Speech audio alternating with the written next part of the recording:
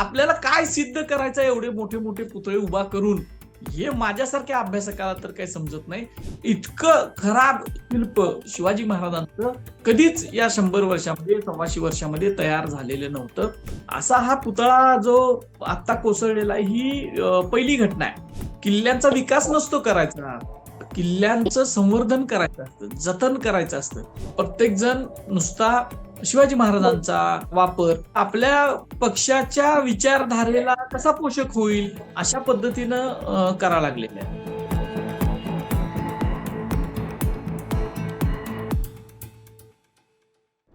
नमस्कार. The politics मध्ये सगळ्यांचं स्वागत आहे. मालवणमध्ये जो छत्रपती शिवरायांचा पुतळा कोसळला, ही महाराष्ट्राच्या इतिहासातील एक दुर्दैवी घटना होती. त्यावरून होणारं राजकारण देखील तितकंच दुर्दैवी आहे. पण त्या निमित्ताने आपण या घटनेच्या वेगवेगळ्या बाजू समजून घेणार आहोत. जयदीप आपटेच्या पोस्टवरून होणारा वाद असेल, सरकार पुतळ्यांवर जास्त खर्च करून इतर गोष्टींकडे म्हणजे गड किल्ल्यांचे संवर्धन, संग्रहालयाचं संवर्धन अशा गोष्टींकडे दुर्लक्ष करतंय का, आणि राजकारणी आणि आपण हा विषय हाताळण्यात कमी पडलोय का, याविषयी बोलणार आहोत. माझ्यासोबत आहेत ज्येष्ठ इतिहास संशोधक इंद्रजित सावंत सर. सर, स्वागत आहे आपलं. सर, या पुतळ्यावरून जो वाद होतोय आणि त्या वादानंतर त्याला एक अँगल दिला जातोय जयदीप आपटे यांच्या पोस्टवरून, त्याची मला वस्तुस्थिती काय आहे हा मला पहिला प्रश्न विचारायचा आहे. त्यानंतर आपण अनेक मुद्द्यांवर बोलूयात.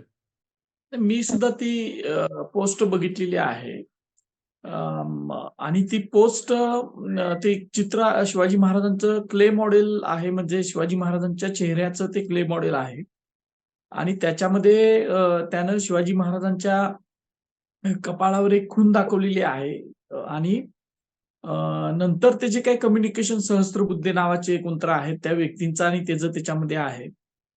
आता ह्याच्यावरनं काही लोकांचं म्हणणं असं आहे की म्हणजे त्या पोस्टवरनं असं ध्वनित होतंय की त्याला शिवाजी महाराजांच्या जो वार कृष्णाजी कुलकर्णी भास्करनं केलेला होता, कृष्णाजी भास्कर कुलकर्णीनं केलेला होता, त्या वाराचं ग्लोरिफिकेशन करायचं आहे का काय, अशी एक भावना शिवप्रेमींच्या मनामध्ये निर्माण झालेली आहे, कारण त्या पोस्टवरचं कम्युनिकेशन बघितल्यानंतर.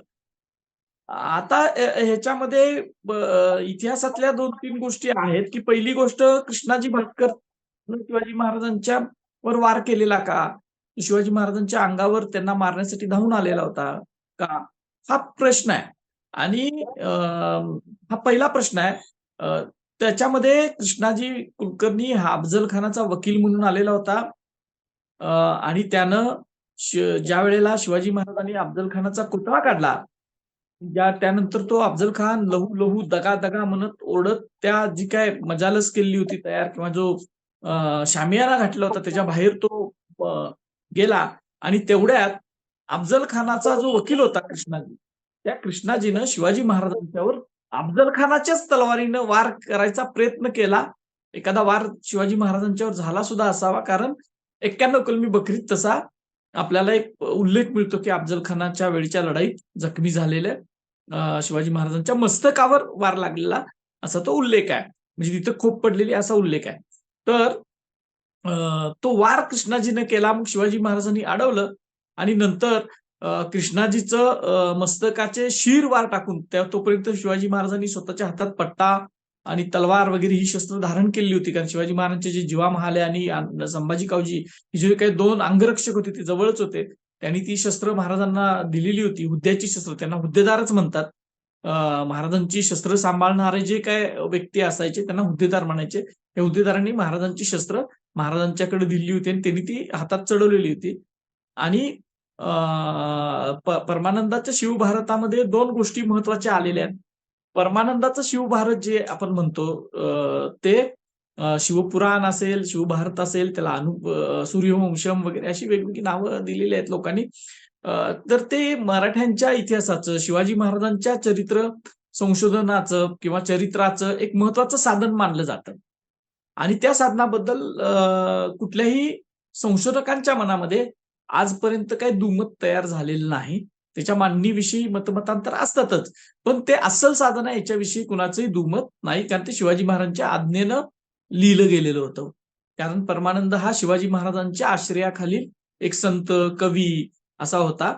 तो पोलादपूरला होता, म्हणजे आता महाडच्या जवळ त्याचं नंतर गाव जे होतं तिथं त्याचा आश्रम होता. हे असं सगळ्या गोष्टी आपल्याला समजून येतात आणि त्या परमानंदानं लिहिलेलं आहे. या लढाईचं सगळ्यात विश्वसनीय वर्णन त्याच्यामध्ये मिळतं अफजल खान आणि शिवाजी महाराजांच्या. आणि त्याच्यामध्ये महाराजांनी अफजल खाना तर मारलाच, याच्याविषयी काय कुणाचंच दुमत नाही, कारण सगळी साधनं तसं सांगतात.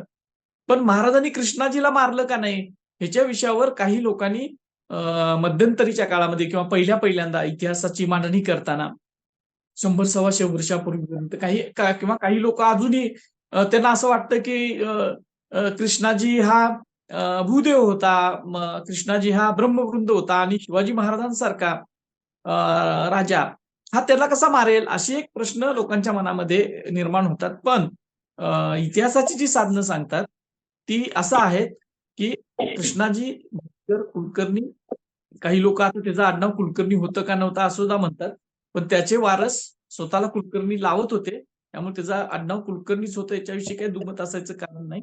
आणि तो ब्राह्मण समाजातील होता. एवढंच नाही तर फक्त अफजल खानाचा एकच वकील कृष्णाजी कुलकर्णी होता का, तर तसं नाही. अफजल खानाचा नारो विश्वनाथ कुलकर्णी नावाचा सुद्धा एक वकील होता आणि तो कोल्हापूरचा होता.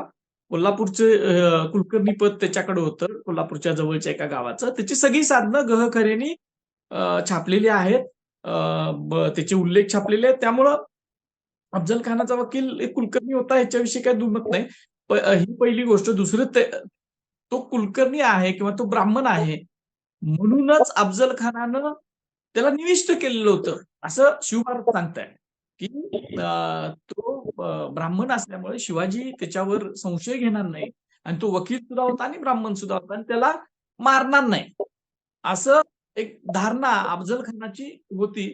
पण ज्या वेळेला कृष्णाजीनं महाराजांच्या वार केला त्यावेळेला शिवाजी महाराजांनी आपण ज्या वेळेला युद्धकला जी आहे, शिवकालीन युद्धकला जी आहे, त्याच्यामधली शस्त्र वेगवेगळी असतात. तलवार आहे, वाघनखं आहेत, कट्यार आहे, विटा नावाचं शस्त्र असतं. तसंच पट्टा नावाचं एक शस्त्र आहे आणि त्या पट्ट्याचे काही वार आहेत. त्या म्हणजे शत्रूवर टाकायचे वार असतात. म्हणजे जनेऊ वार आहे, जिथनं खांद्यापासून असा घेतला जातो. त्याच्यातला एक शीर वार नावाचा एक प्रकार आहे. तो फिरवून असा पट्टा बरोबर मस्तकावर इथं असा टाकला जातो उभा आणि त्याच्यामुळं तो पट्ट्याचा शीर वार टाकून शिवाजी महाराजांनी त्या कृष्णाजीच्या मस्तकाचे 2 भाग केलेले होते. हे पूर्ण इतिहासानं आता सिद्ध झालं आणि मी त्याच्यावर एक पेपर सुद्धा केलेला आहे. आणि तो बऱ्यापैकी सगळ्यांनी मान्य केला. काही संशोधक असे असतात की किती पुरावे दिले तरी ते मान्य करत नाहीत. आता हा वार जो कृष्णाजीला मारलं आणि मग कृष्णाजीने महाराजांच्यावर वार टाकला. ही जी गोष्ट त्या जयदीप आपटेनं दाखवली शिवाजी महाराजांची इथं खूप पाडलेली. आता इतिहास आहे की ती पडलेली होती, पण ती कपाळावर पडली होती का? तर नाही. कारण शिवाजी महाराजांची जी चित्र आज आपल्याला उपलब्ध आहेत, ती सगळीच कुठल्याही चित्रांमध्ये कारण ती सगळी जिरेटोप घातलेली आहेत. आणि ते मंदिर किंवा जिरेटोप घातलेली ती सगळी चित्र आहेत. त्याच्यामध्ये कुठल्याही चित्रामध्ये शिवाजी महाराजांना अशी कुठली खूप पडल्याचं कुठल्याही चित्रकारानं दाखवलेलं नाहीत. आणि ती अस्सल चित्र आहेत. ती मिनिचर पेंटिंग्ज आहेत. ती समकालीन आहेत त्यातली काही. म्हणजे शिवाजी महाराजांना बघून काढलेली आहेत. त्यामुळं तो जो जी जखम झाली असेल ती मस्तकावर होती, तसं एका बकरीमधनं आपल्याला समजतंय. आता ह्या महाशयांना ही दाखवावी असे का वाटलं? बरं त्यानं दाखवली, कारण तो पुतळा खूप उंच आहे. तो दिसणार सुद्धा नव्हती ती. पण ती दाखवली. त्यानं ते Facebookवर तो चित्र पोस्ट केलं त्या क्ले मॉडेलचं आणि त्यानंतर जे कम्युनिकेशन झालं सहस्त्रबुद्धे नावाच्या व्यक्तीचं आणि त्याच्यामधनं असं ध्वनित करायचं होतं का त्यांना की कृष्णाजीनं वार केला आणि तो त्या ब्रह्मवृंदानं केल्यामुळं त्याचं शौर्याचं ग्लोरिफिकेशन करायचं होतं का? असे काही लोकांच्या मनामध्ये शंका आल्या. कारण त्यांचं कम्युनिकेशन तसं होतं. एवढा त्याचा विषय आहे. सर, मला यावरून असा एक प्रश्न पडलाय की आता या घटनेला जातीय अँगल दिला जातोय. हा आम्हाला आता पडलेला प्रश्न, पण त्याला लागून मी आता धार्मिक अँगल देखील दिला जातोय किंवा देण्याचा प्रयत्न होतोय. याकडे तुम्ही कसं बघता? ह्याला धार्मिक अँगल काय येणार आहे म्हणजे मला ते समजलं नाही. मग ह्याच्यामध्ये धार्मिक अँगल काय यावा असं मला वाटत नाही. खरं तर जातीय अँगल सुद्धा ह्याच्यात आला नसला पाहिजे होता. पण ज्या हम्म. पद्धतीनं त्या आपटेचं जे फेसबुकचं अकाउंट नंतर काही लोकांनी संपूर्ण तपासलं, त्यानं ज्या पोस्ट लाईक केलेल्या होत्या, म्हणजे ज्या पेजेस लाईक केलेली होती ती तपासली. मग त्याच्यात नथुराम गोडसे असेल किंवा ब्रिगेडचा विनाश ध्येय वगैरे वगैरे असल्या काही जे काही पेजेस होते, जे समाजामध्ये तणाव निर्माण करणारे जे पेजेस आहेत ते त्यानं लाईक केले होते. त्याच्यावरून त्याची मनोधारणा आपल्याला समजून येते की तो कुठल्या मानसिकतेचा व्यक्ती आहे. आणि त्यामुळं काही लोकांच्या मनामध्ये अशी शंका येणं रास्त होतं की तो चुकीच्या पद्धतीनं त्यानं मान्य केले. आणि ह्याच्यामध्ये त्याचा काहीच अनुभव नव्हता. कारण एका दैनिकामध्ये त्याची मुलाखत आलेली ती सुद्धा ह्याच्यानंतर प्रसिद्ध झाली. हम्म. तो स्वतः त्या मुलाखतीमध्ये सांगतोय की मला 1-1.5 फुटाचे पुतळे करायचं अनुभव होता आणि ही मला संधी मिळाली आणि मग मी ते मोठे पुतळे तयार केले. असं त्याच्या सगळ्या ह्याच्या वक्तव्यावरनं दिसून येतं, त्या मुलाखतीवरनं.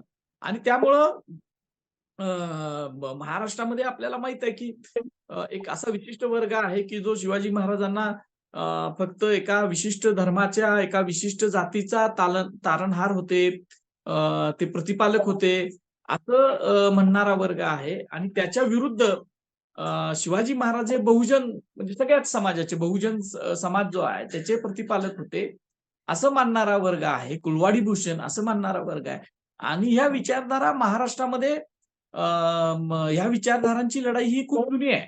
शिवकाळात सुद्धा लढली गेलेली आहे. म्हणजे महाराजांना सुद्धा ही लढाई, वैचारिक लढाई, महाराजांनी तलवारीनं लढाया केल्या, शौर्य गाजवलं हे सुद्धा आहे. पण महाराजांना सुद्धा ही धार्मिक आणि वैचारिक लढाई लढावी लागलेली होती. ह्याचे पुरावे आहेत आपल्याकडं. आता पुन्हा एकदा या पुतळ्याच्या माध्यमातनं ज्या पद्धतीनं ते काम त्याला दिलं गेलं, त्यानं नंतर ती खोप दाखवली, त्याचं ग्लोरिफिकेशन केलं. या सगळ्या गोष्टी या पुन्हा एकदा त्या दिशेनं नेत आहेत असं मला वाटतंय. सर, महाराजांचा पुतळा कोसळणं ही गोष्ट पहिल्यांदाच घडली की इतिहासातही असं घडलं होतं कधी?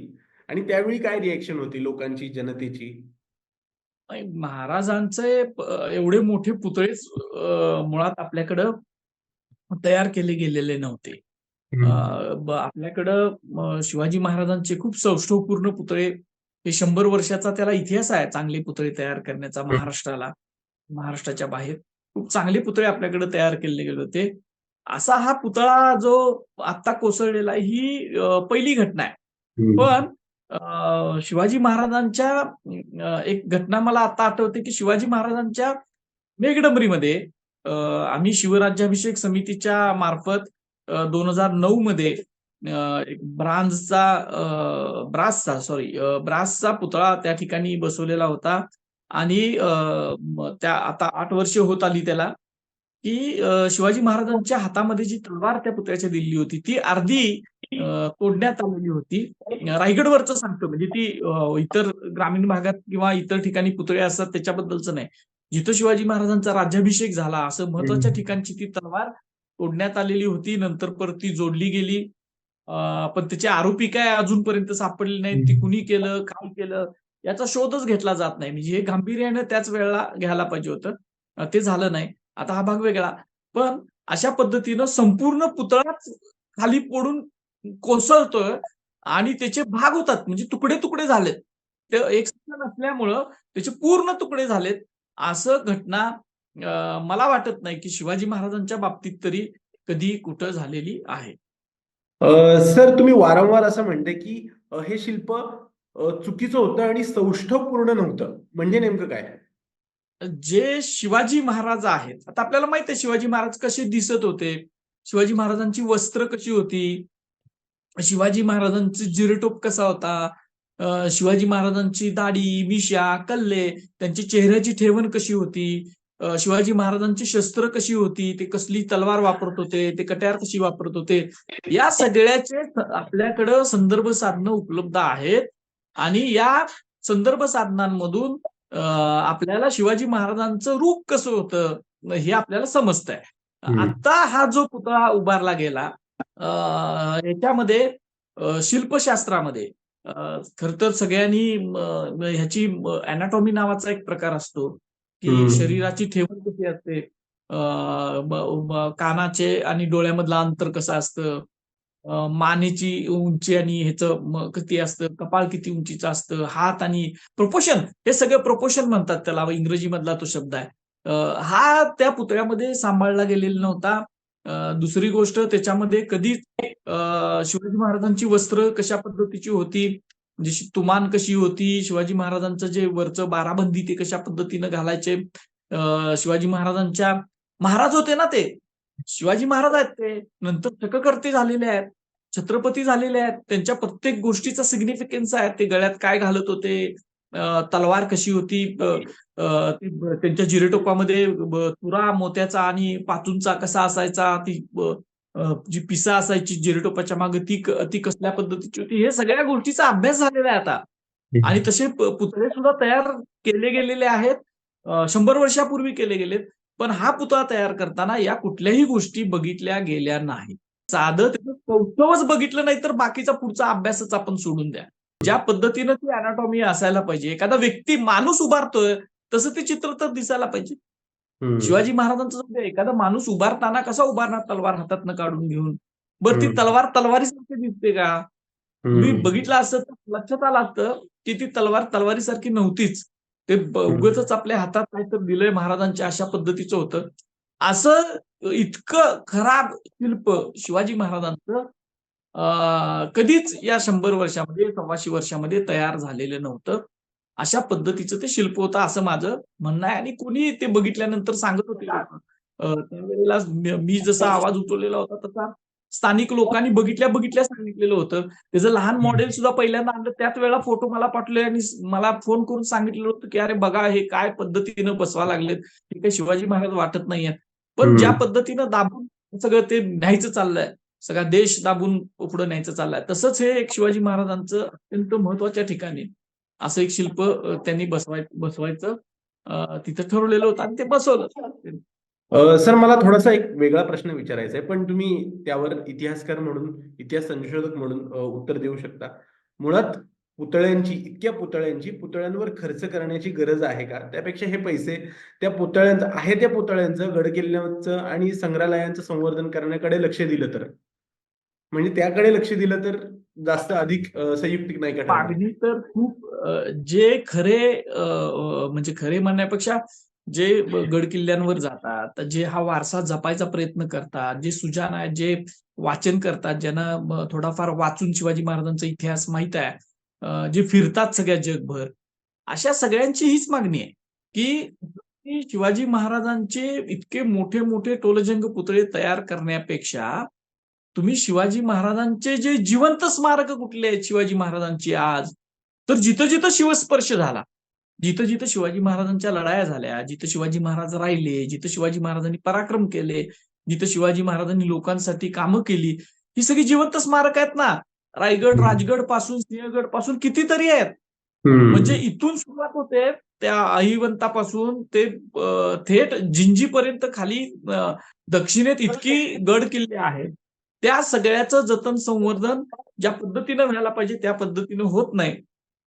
एवढंच काय की शिवाजी महाराजांच्या नावानं संग्रहालय आहेत, पण त्याच्यामध्ये शिवाजी महाराजांच्या किती गोष्टी आहेत, त्याच्यासाठी संशोधन करायसाठी आपण पैसे खर्च करत नाही.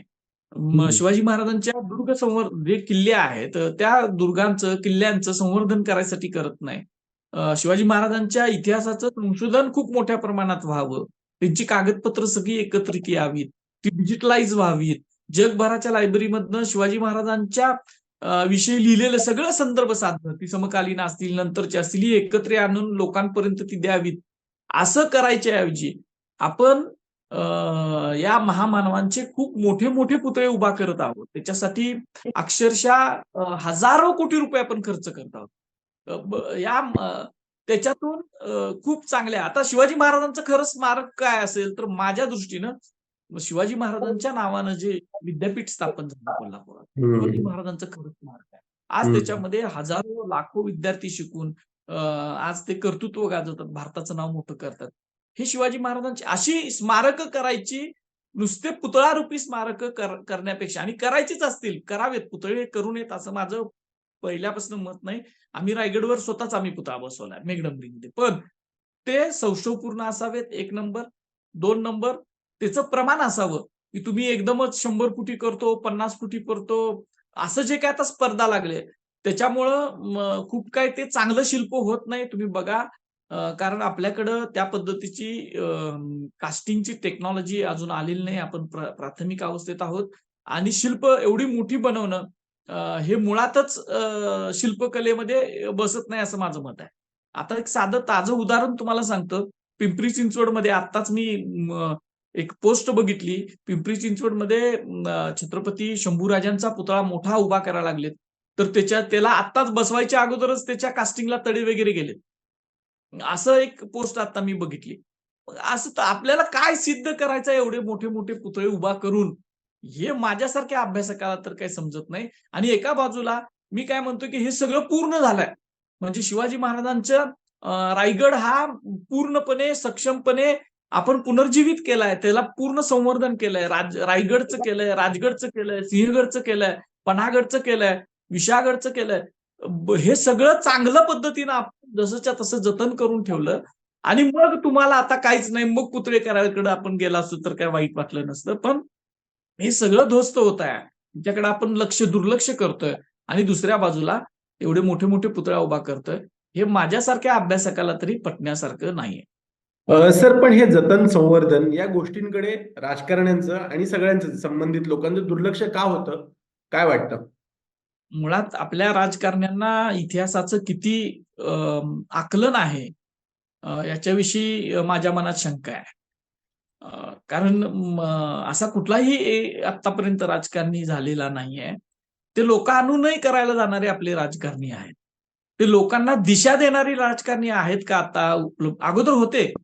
कारण यशवंतराव चव्हाणांसारखा राजकारणी आहे. त्यांनी काय केलं? त्यांना शक्य होतं मोठं पुतळे उभा करणं. त्यावेळेला दुर्ग संवर्धन हा विषय आपल्याकडे आलेला नव्हता. पण त्यावेळेला इतिहास संशोधनाचा विषय आला. यशवंतराव चव्हाणांनी शंभूराजांचं, छत्रपती संभाजी महाराजांचं एक चांगलं चरित्र हे वासी बेंद्रेंना लिहायला सांगितलं. त्यांना मदत केली सगळ्यात सर्वतोपरी. आता असा राजकारणी कोण आहे आपल्याकडं, की ज्याला या गोष्टी आकलन आहे किंवा ही गोष्ट व्हावीशी वाटते, जो स्वतः सुमोठं पुढाकार घेतो. असं मला तर महाराष्ट्राच्या क्षितिजावर काही मोठे राजकारणी आहेत, नाही असं नाही, पण खूप कमी आहेत. पण शेवटी राजकारण करायला वेळ त्यांचा खूप जातो, ह्याच्याकडे बघितलं जात नाही. त्यामुळं राजकारणी या दुर्ग संवर्धनाकडे वळतील किंवा तो विषय हातात घेतील, असं काय मला वाटत नाही. आता नवीन एक विषय नवीनच आलाय, की आपण प्राधिकरण करायचे आणि प्राधिकरणाच्या माध्यमातून विकास करायचा किल्ल्यांचा. किल्ल्यांचा विकास नसतो करायचा. किल्ल्यांचं संवर्धन करायचं असतं, जतन करायचं असतं. तुम्ही मोठे-मोठे 4-4 पदरी रस्ते तयार करणं सिमेंट काँक्रीटचे, म्हणजे त्याचं स्कायलाईन बिघडतं. त्याच्यामध्ये जाण्याचे मोठे रस्ते ते केले तर काय होईल? सह्याद्रीमधले किल्ले आहेत सगळे. रोपवे करायचं. आज बघा महाराष्ट्राच्या अनेक किल्ल्यांवर रोपवेची प्रपोजल आहेत. म्हणजे रोपवे केल्यामुळे जतन होणार आहे का किल्ल्याचं?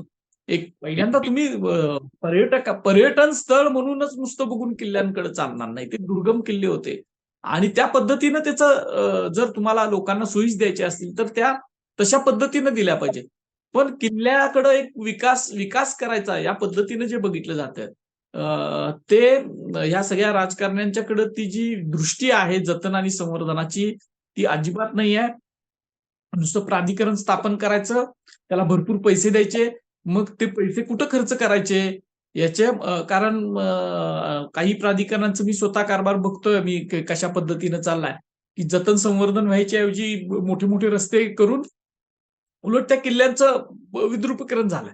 इथनं पुढची जी पिढी येईल, ज्याला इतिहासाचं जतन कसं करायचं, ऐतिहासिक साधनांचं जतन कसं करायचं, ऐतिहासिक स्थळाचं जतन संवर्धन कसं करतात, हे ज्या वेळेला तो थॉट समजेल, त्यांना विचार समजेल, त्यावेळेला ही जी काही सगळी कामं करायची चाललेली आहेत विकासाची, ती पूर्ण काढून टाकून परत नव्याने ते संवर्धन करतील आणि त्यांना खूप अवघड जाईल ते.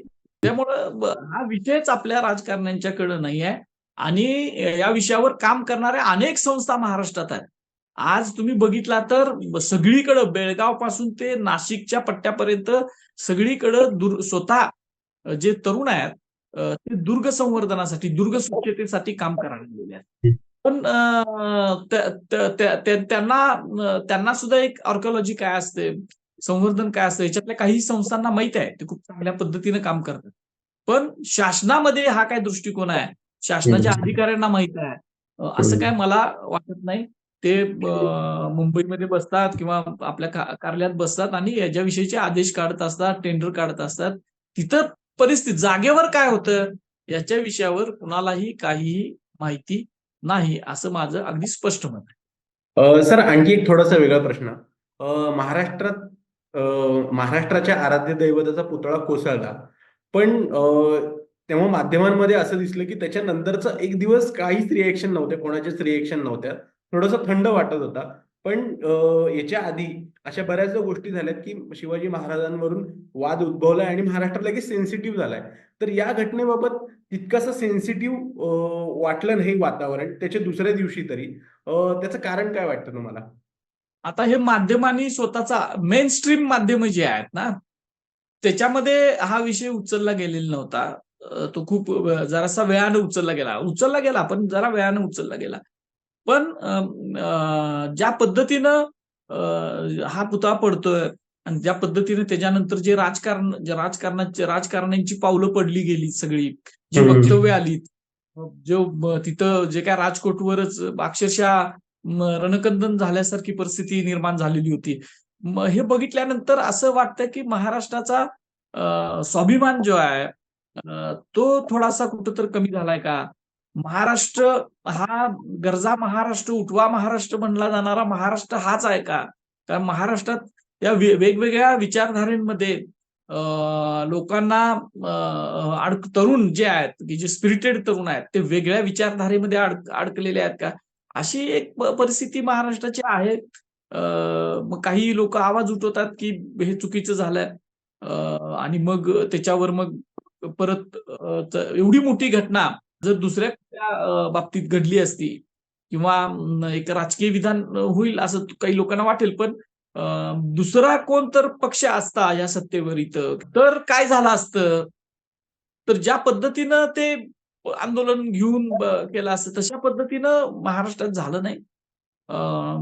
महाराष्ट्रात पण महाराष्ट्राचं मन दुखावलं गेलेलं आहे. एवढं मात्र याच्यात निश्चित.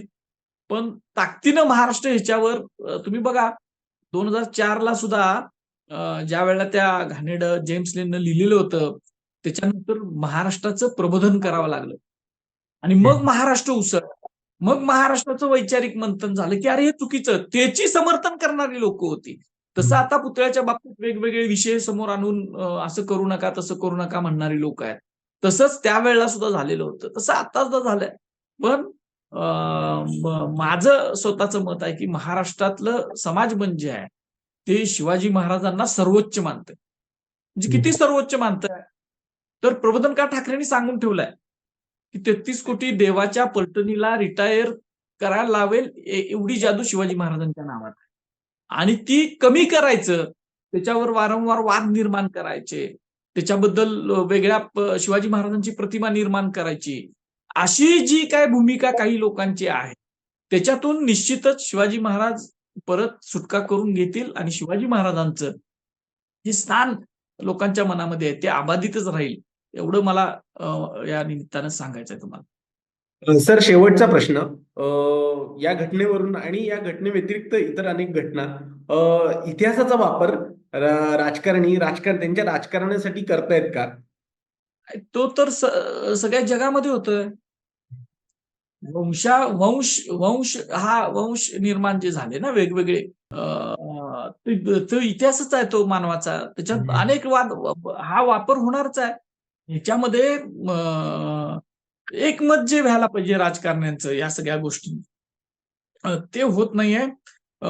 प्रत्येक जण नुसता शिवाजी महाराजांचा खास करून संभाजी महाराजांचा वापर हा आपल्या पक्षाच्या विचारधारेला कसा पोषक होईल अशा पद्धतीनं करा लागलेले आहे. त्याच्याविषयी काही हम्म. दुमत नाही. आणि राजकारणासाठी कोण किती जरी म्हटलं तरी शिवाजी महाराजच मुळात मोठे डिप्लोमॅट होते, लक्षात ठेवा. हम्म. आणि तो जगामध्ये मानवानं सगळीकडे तुम्ही सगळ्या देशांचा इतिहास बघितला तर त्या त्या देशांच्या इतिहासामधल्या महापुरुषांच्या प्रतिमेचा उपयोग किंवा त्यांच्या इतिहासाचा उपयोग हा त्या त्या देशातल्या राजकारणी लोकांनी करून घेतलेला आहे. हम्म. असं कधीच होणार नाही की हे तर राजकारण करू नका, ते तर राजकारण करू नका, असं होणार नाहीये. तुम्ही चुका करू हम्म. नका ना. हम्म. होणारच आहे. तुम्ही कोण थांबवू शकत नाही. कुणाला थांबवणार आपण? म्हणजे शिवाजी महाराज तर राजकारण करून म्हणजे शिवाजी महाराजांना तुम्ही एका अशा मखरामध्ये बसवा, मग काहीच होणार नाही. त्याचं राजकारण होणार नाही. इथं राम कधी काळी होऊन गेले, श्रीराम आपले प्रभू हम्म. श्रीराम. त्याचा इतिहास त्याचा वापर करून सत्ता घेतली नाही एका पक्षानं. त्यामुळे रामाचा जर वापर होत असेल तर शिवाजी महाराजांचा त्यांनी थॉट दिलाय, विचार दिलाय. त्या हम्म. थॉटनुसार जाणं आणि त्याच्यानुसार काम करणं, त्याच्यानुसार राजकारण करणं हे सुद्धा आलंच विषय. हा होत हम्म. राहणार आहे, थांबणार नाही. पण त्यातून एक गोष्ट तुमच्या बोलण्यातून लक्षात आली की राजकारण करत असलं तरी चुका करू नका. सर, तुम्ही द पॉलिटिक्सशी बोललात, खूप खूप धन्यवाद.